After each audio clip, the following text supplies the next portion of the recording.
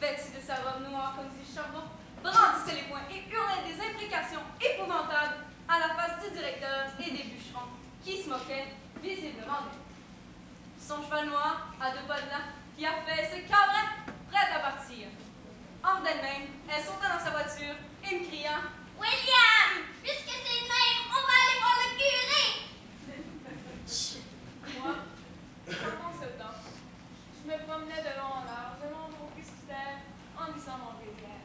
Puis, Mademoiselle Poulain descendit de sa voiture et se mit à le pourchasser. « Monsieur le curé! Monsieur le curé! Monsieur Belle coupe toute misérable! Vous devez l'arrêter! »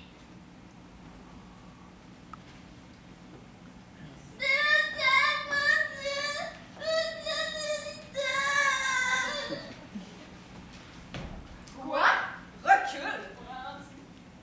C'est ma seule fortune, mon seul héritage.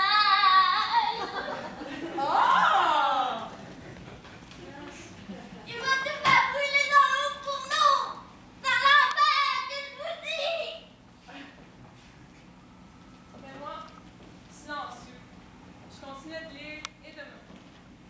J'écoutais pas, c'est évident. Constatant mon indifférence, Mademoiselle Louvain, encore plus furieuse, remonta dans sa voiture en hurlant « Puisque le bon Dieu veut pas nous écouter, on va aller voir en bas. Où ça? Demandai-je, le regard moins étrange, mais l'air plus inquiet. Chez Liam, direct chez Liam. Dis j'en fouettant mon cheval qui est parti d'un trait.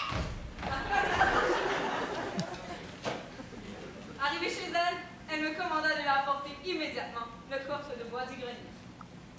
Le diable nous aidera.